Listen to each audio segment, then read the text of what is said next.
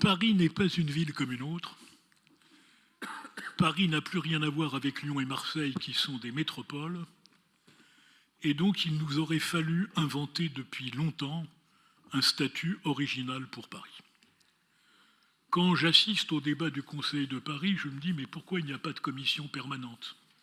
Nous gagnerions du temps, nous éviterons certaines postures et nous serions plus efficaces. Vous avez fait l'éloge des maires d'arrondissement. Quand je le suis devenu, je me suis aperçu que, alors que nous avions la légitimité démocratique, élus véritablement par nos concitoyens et jouissant de leur confiance, et que c'est vers eux qu'ils se retournaient, nous n'avions en réalité que très peu de pouvoir. Et cela participe justement de la crise démocratique, quand les représentants que l'on a élus ne peuvent pas répondre à la demande des habitants. Vous en avez eu conscience parce que vous avez fait la décentralisation. Mais voyez-vous, la décentralisation telle que vous la pratiquez, c'est celle du bon plaisir et du bon vouloir. Et moi, je crois à la force du droit. Et ce qui n'est pas inscrit dans le droit pour les maires d'arrondissement n'existe pas. Et quand nous ne sommes pas d'accord, ce qui peut arriver, eh bien manifestement, c'est le pouvoir central, faute de texte, qui l'emporte, et ça n'est pas satisfaisant. Donc il aurait fallu, pendant ces années, que tous ensemble, nous réfléchissions à un système qui permette à la fois l'unité de la ville de Paris, mais la diversité et effectivement les pouvoirs effectifs des maires d'arrondissement. Il n'est pas normal, vous me pardonnerez de prendre cet exemple, que le maire du 16e arrondissement ne puisse pas prendre un arrêté municipal pour interdire aux gamins de 13 ans de traîner le soir dans les rues près du Trocadéro. Il n'est pas normal, quand un conseil d'arrondissement à l'unanimité s'oppose à un projet de la ville, qu'il ne puisse pas y avoir, à défaut non pas un droit de veto, mais en tout cas des avis conformes. Il nous fallait créer cela. Vous avez fait un certain nombre de démarches.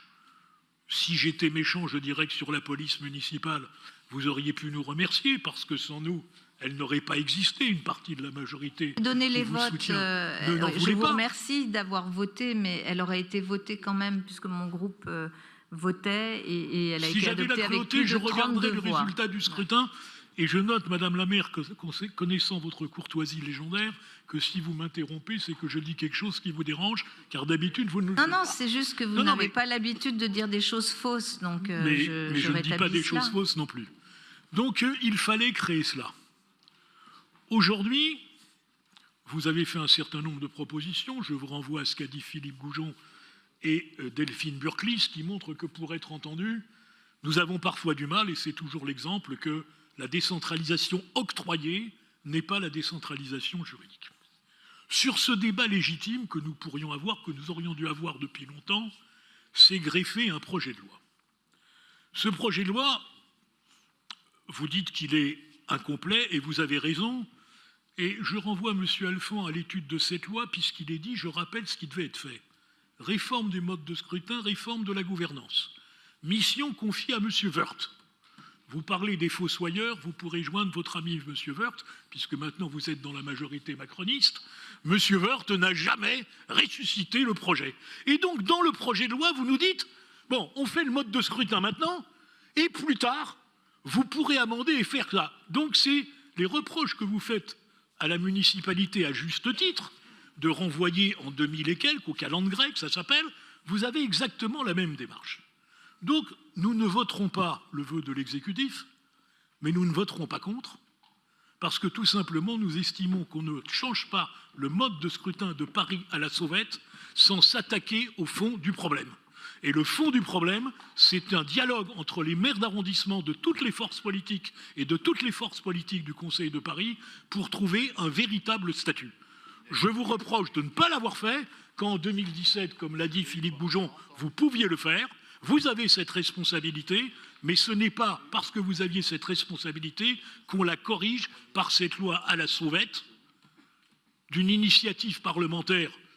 Puisqu'on parle du Parlement en général, le problème qui concerne les collectivités locales est un problème qui est réglé d'abord par le Sénat et non par l'Assemblée nationale.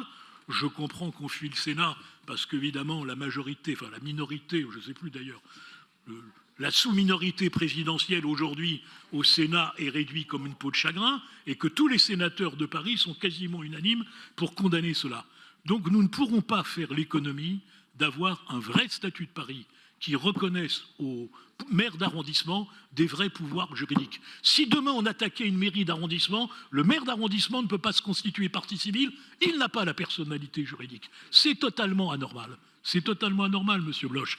Donc il faut bien que nous ayons un vrai statut de Paris, avec la difficulté maintenir l'unité de la ville, parce que le maire de Paris ne peut pas être avec 17 Roitelets qui s'opposeraient à ce qu'il veut faire, mais un vrai rééquilibre des pouvoirs.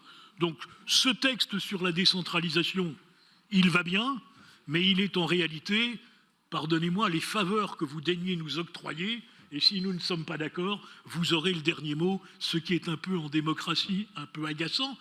Il vous a traité de conservateur, je dirais que c'est plutôt une approche monarchique.